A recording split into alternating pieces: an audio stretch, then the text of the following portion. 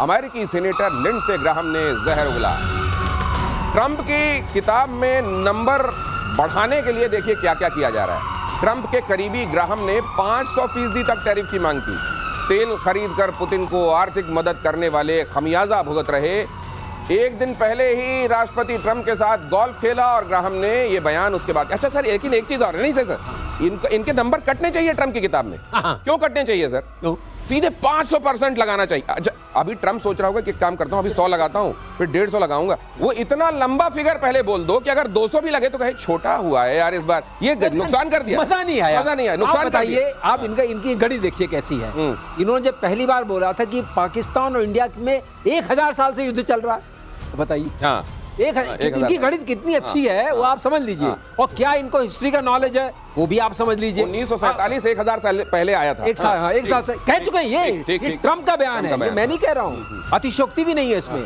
तो उसी तरीके से इधर पूछ लेते हैं हम लोग कि भैया कौन सा फूक के बोलते हो, इनसे ही पूछना चाहिए क्या। जहाँ इन्होंने गोल्फ का ऐसा उठाया, बोले 500 ठीक लग रहा है, 500 लगा देते हैं। तो ये वाली जो चाल चल रही है ना, इससे इन्होंने एक तरीके से इतनी अनसर्टेनिटी ला दी है। On a serious note, in the world has refused to accept anybody as a friend. Number 1 ये बाबा भारती के घोड़े वाला हो गया। और दूसरी बात, हम लोग ये भी समझ गए हैं कि जो मोदी चिल्लाते रहे आत्मनिर्भर आत्मनिर्भर, अब देश भी समझ गया है उसका आत्मनिर्भरता कि किसी पर अगर निर्भर रहोगे तो वो तुम्हारा रिमोट बन जाएगा। एक तरीके से तुम्हारी एक डोरी पकड़ा दोगे इसके हाथ में और अपने कदमों में खड़े हो तो उस दिन से मुक्ति मिल जाएगी। और दिनेश, बहुत समय लगता है किसी चीज को बनाने में, लेकिन इंटेंट को, ऐसा आदमी आ जाए तो इंटेंट को चेंज होने में कोई समय नहीं लगता। बाबा भारती ने कहा था कि मेरा घोड़ा ले जा रहे हो कोई बात नहीं, लेकिन किसी को बताना मत वरना लोगों का एतबार उठ जाएगा। याद होगी आपको ये कहानी।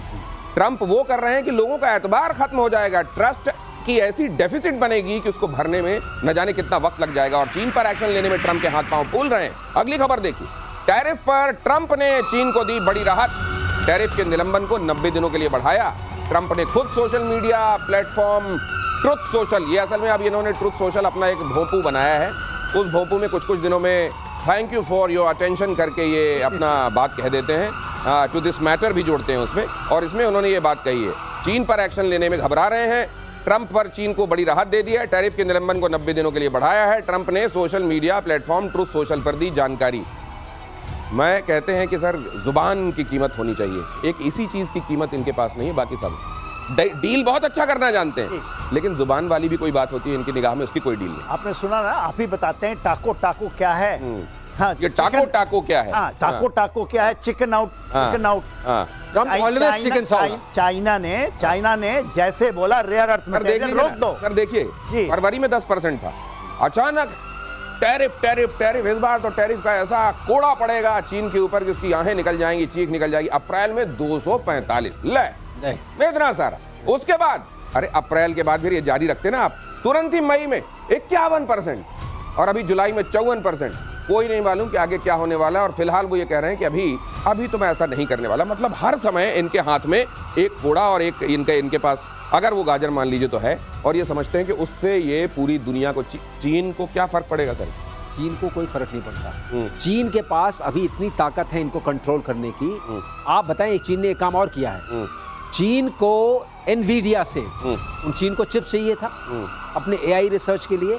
एनवीडिया और AMD 2 बड़ी चिप मैन्युफैक्चरिंग कंपनीज हैं। इन्होंने क्या किया कि अगर तुम मुझे 15% अमेरिकन ट्रेजरी में दो तो तुम कुछ भी बेच सकते हो। तो इसका मतलब नेशनल सिक्योरिटी ट्रंप के हिसाब से एक उसका रेवेन्यू मॉडल है।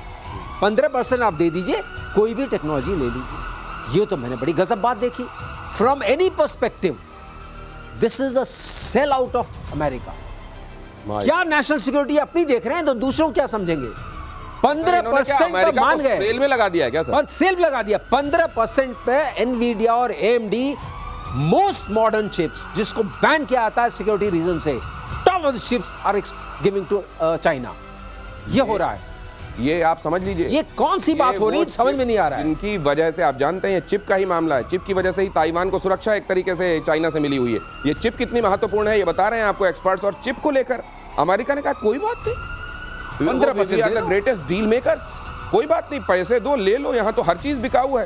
यहाँ तो जुबान पर भी एक कीमत लिख रखी है, उसके हिसाब से खरीद लो। सर ये इसका असर क्या होगा? चाइना किस तरीके से देखेगा? चाइना इसको अपना फ्रेंड मानेगा, फो मानेगा? या क्या मानेगा? देखिए, चाइना तो मान चुका है कि बिगेस्ट एडवर्सरी अमेरिका है।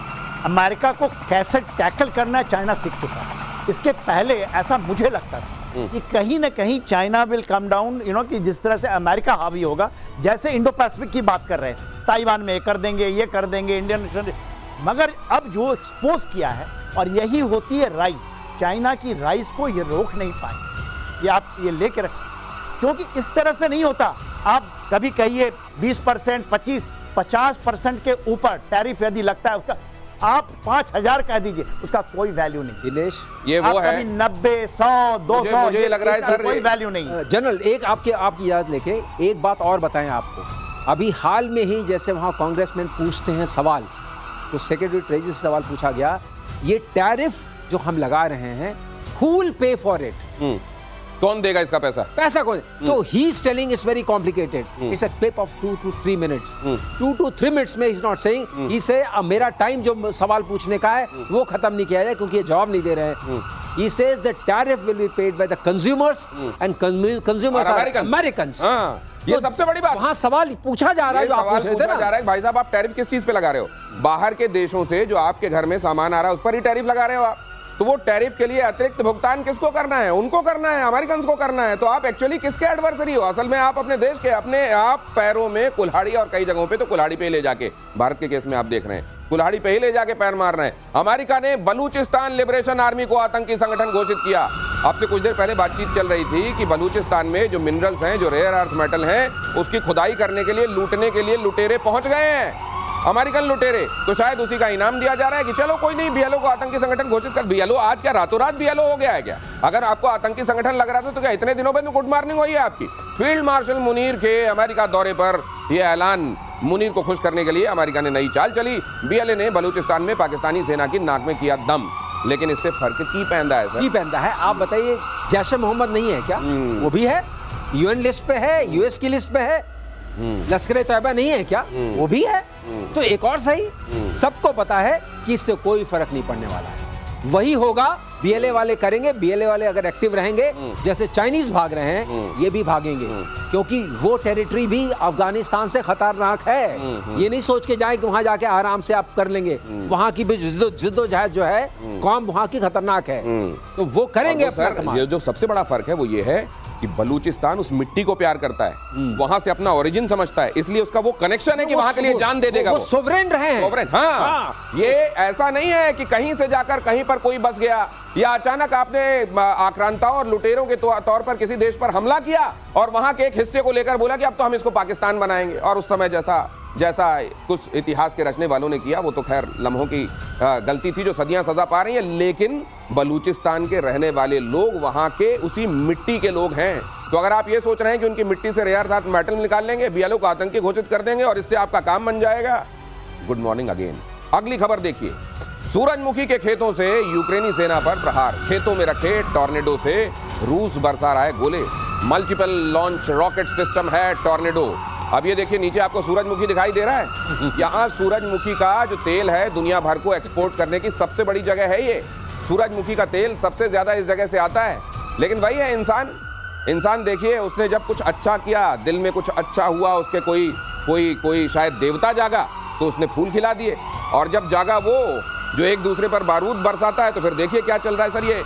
ये जो हम देख रहे हैं, देखिए, ये वाकई यही आयरनी है कि बुद्धि, जैसे विज्ञान, हम लोग वो निबंध लिखते थे सर, विज्ञान अभिशाप या वरदान, उसी तरह ये जो बुद्धि मिली है इंसान को, ये अभिशाप भी है, वरदान भी है सर। पूरा देखिए हुआ क्या है, जो आप टॉर्नेडो एमएलआर की बात जो कर रहे हैं, ये कुर्स्क का इलाका है। वहाँ पर उनकी एक मैकेनाइज कॉलम यूक्रेनियों की जा रही थी, और वो क्या करना चाहते, जो 6 अगस्त की पिछले साल की थी, 2024 में, कुर्स्क के इलाके में घुसना चाहते थे। तो उन्होंने तो 5 तो मार ही दिया आईसीबीएम को।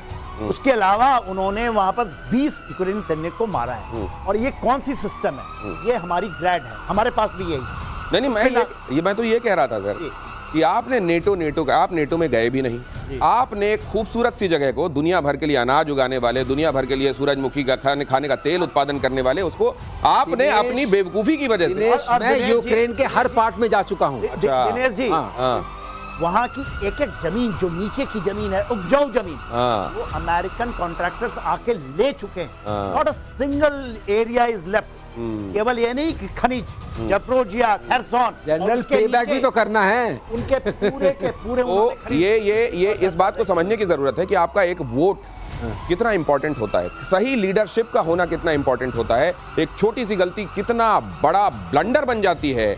जब ज़ेलेंस्की को चुना गया होगा तो शायद यही सोच के चुना गया होगा कि ये तो शायद ह्यूमर को समझने वाला, क्रिएटिविटी को समझने वाला एक बड़ा अच्छा इंसान है जिसको हम चुनकर लीडरशिप में भेज रहे हैं, और उसने अपनी अंधी महत्वाकांक्षा की वजह से यूक्रेन जैसी खूबसूरत जगह को बहुत खूबसूरत। आसान बना दिया। बहुत खूबसूरत। अगली खबर